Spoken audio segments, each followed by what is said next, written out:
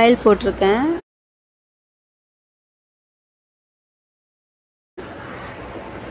Oil போட்டுட்டு கடுகு போட்டுக்கலாம்.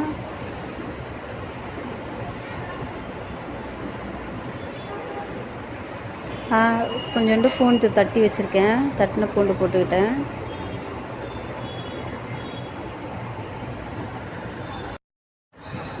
பூண்டு தட்டி போட்டாச்சு. பூண்டு தட்டி போட்டிருக்கேன். அது கூட 2 பச்சை மிளகாய் போட்டுக்கலாம். கொஞ்சம் வெங்காயம், பச்சை மிளகாய் போட்டிருக்கேன். நல்லா கொஞ்சம் செவக்க வளரட்டுங்க. கொஞ்சம் நல்லா வதங்கினா தான் டேஸ்ட் இருக்கும்.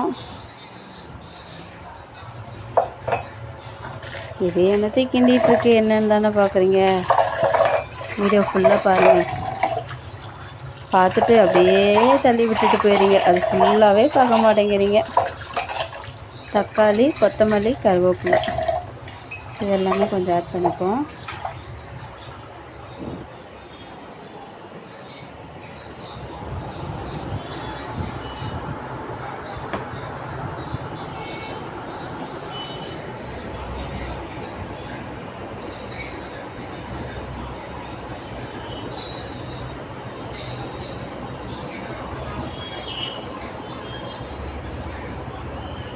நல்லா வதங்கட்டும்.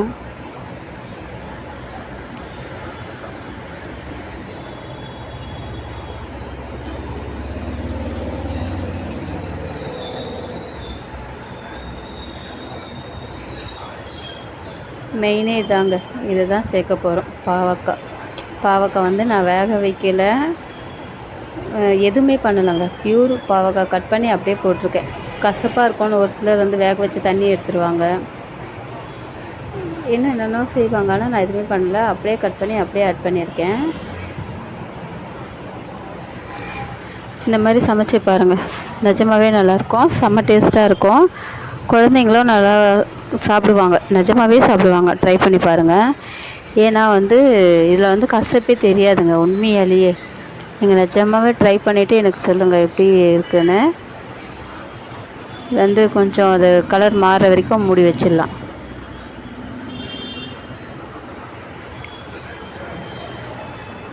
மஞ்சத்தூள்,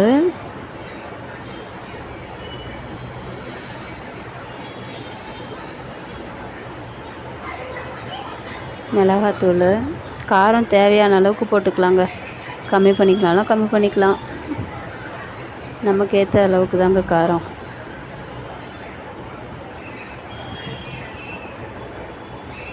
கல்லுப்பு தான் ஆட் பண்ணுவேன் நான்.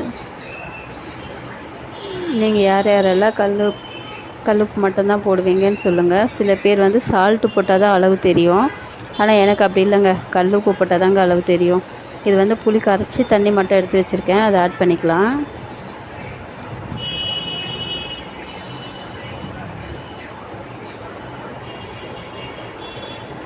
இந்த புளி தண்ணி ஊற்றுறதுனால தான் வந்து அந்த பசப்புன்றது கொஞ்சம் தெரியவே தெரியாதுங்க.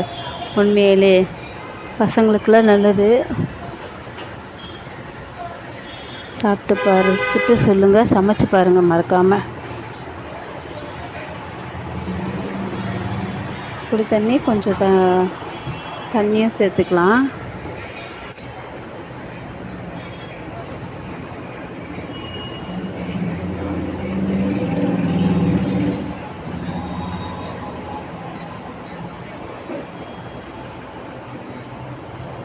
வீடியோ நல்லா சுண்டிடுச்சுங்க. இவ்வளோதான், இதான் பக்குவங்க. இந்த பக்குவம் வந்தவுடனே சாப்பிட எடுத்துக்கலாம். இது வந்து ஆயில் கொஞ்சம் அதிகமாக தான் இருக்கும். எண்ணெய் இவ்வளோ ஆயில் இருக்குதுன்னு பார்க்காதீங்க. ரைஸில் போட்டு அப்படியே பிசைஞ்சு சாப்பிட்றதுக்கு அவ்வளோ டேஸ்ட்டாக இருக்குங்க. குழந்தைங்களுக்கு ஸ்கூலுக்கும் அப்படியே கலரி கொடுத்து அனுப்பி விடலாம், நம்மளும் கலரி சாப்பிட்லாம். நல்லாவே இருக்கும். பிடிச்சிருந்துச்சின்னா சப்ஸ்கிரைப் பண்ணுங்கள் ப்ளீஸ். சப்ஸ்கிரைபே பண்ண மாட்டேங்கிறீங்க, லைக் பண்ண மாட்டேங்கிறீங்க, வீடியோவை ஃபுல்லாக பார்க்க மாட்டேங்கிறீங்க. வீடியோ தயவு செஞ்சு ஃபுல்லாக பாருங்கள் ப்ளீஸ். சும்மா பாதி வரைக்கும் பார்த்துட்டு தள்ளி விட்டுட்டு போகாதீங்க. எது ஒன்றுமே லாஸ்ட் வரையும் பார்க்குறேங்க ப்ளீஸ். எப்படி இருக்குன்னு சொல்லிட்டு